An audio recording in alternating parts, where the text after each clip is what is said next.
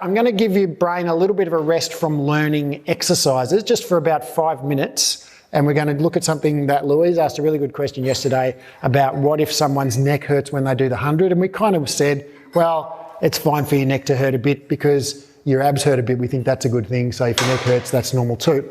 But now just want to look into a little bit more into if someone actually has like symptomatic neck pain, like I get a sore neck, and so maybe I have a real stiff neck and I can't turn it, or I can't sleep at night because my neck's really, or I feel like really tense in my upper shoulders all the time, or, you know, any combination of those kind of neck and upper shoulder kind of symptoms that are pretty common, you know, in folk.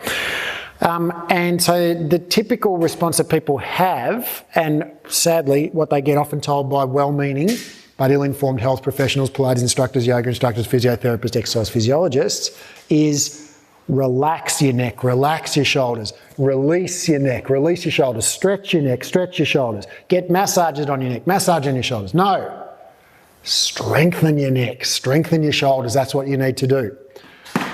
And here's how we know that. Hopefully here's how we know it. Yes, here is how we know it. All right, so this is a systematic review and meta-analysis which simply says it's not one study, it's a review of many studies. So this is basically a research project that someone did that looked at all of the available literature on this topic.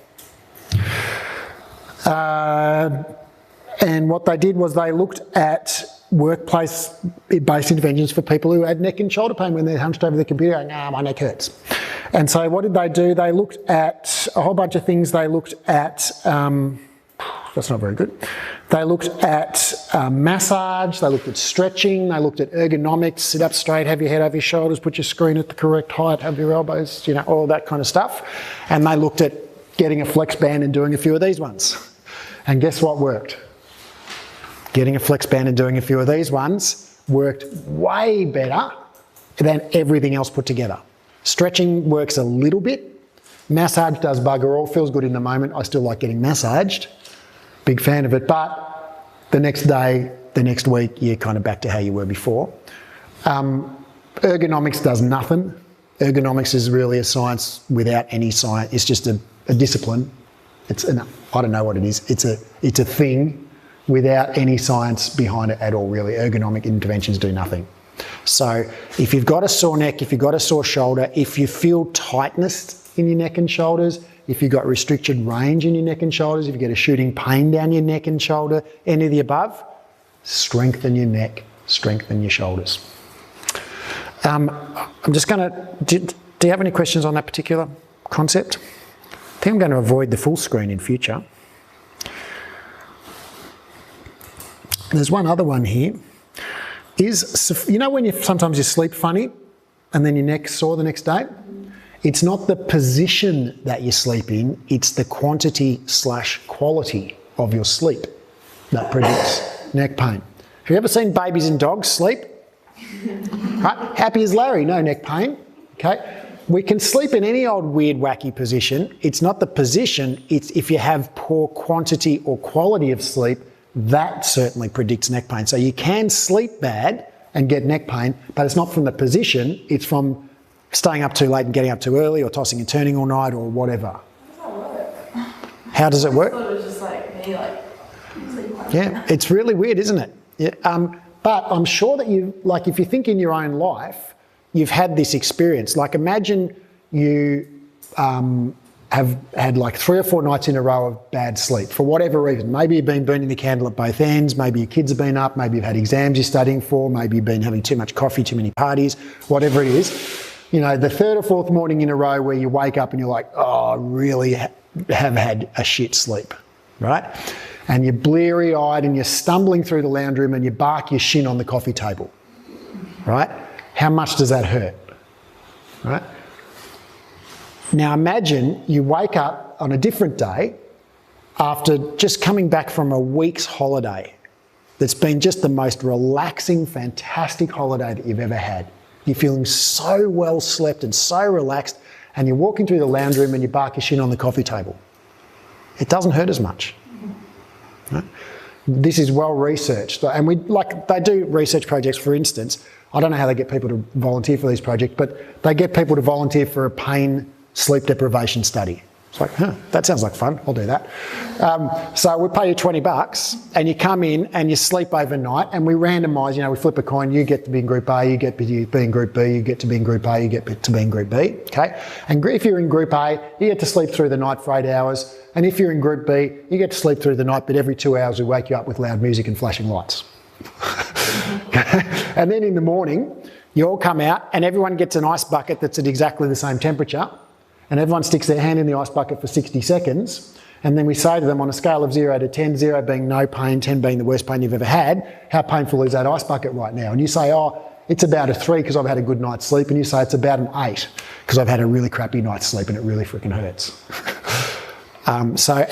We know this from other experiments as well, where in fact, after 3 days of 4 hours a night sleep, 3 days of 4 hours a night sleep, people get spontaneous bodily aches and pains. Have you ever had spontaneous bodily, it's like your shin just hurts for no reason, then it stops hurting.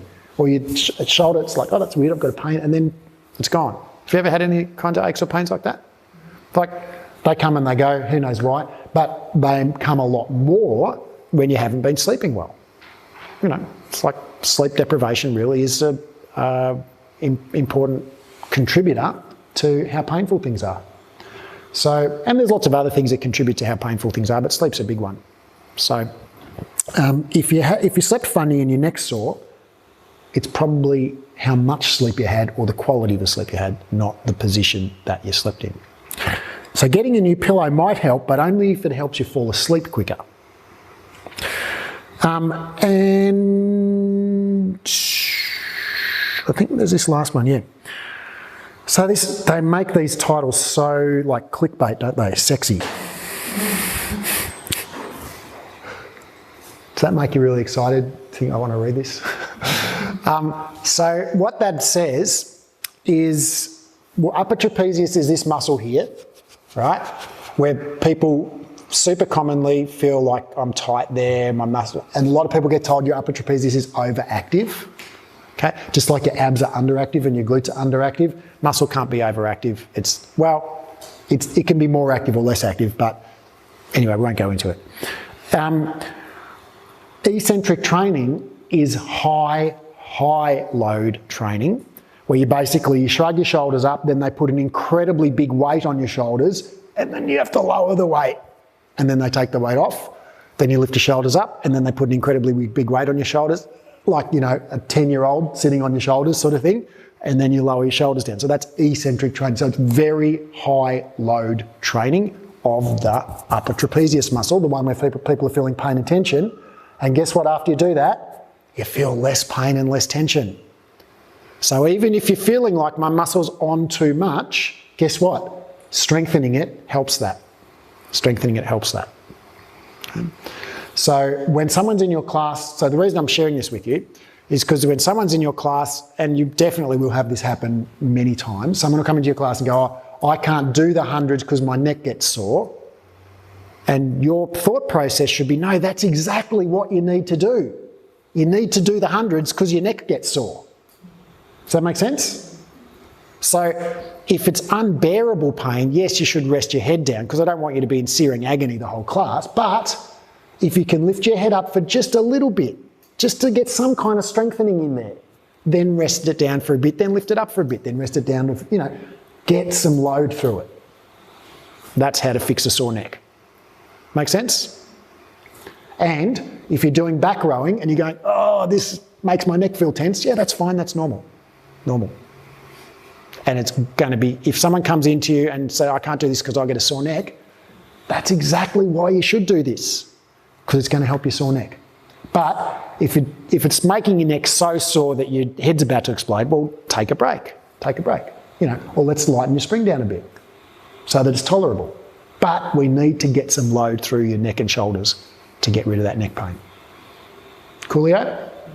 That's what science reckons anyway. So that's good news for us, because what we do is strengthening, right? Turns out that strengthening is the thing that actually works, right? It works better than, I'm sorry to say, chiropractic, massage, dry needling, stretching, ultrasound, TENS, any other darn thing. Strengthening is the thing. Strengthening works, really works. And it works for other body parts too, sore backs, sore knees, strengthen it.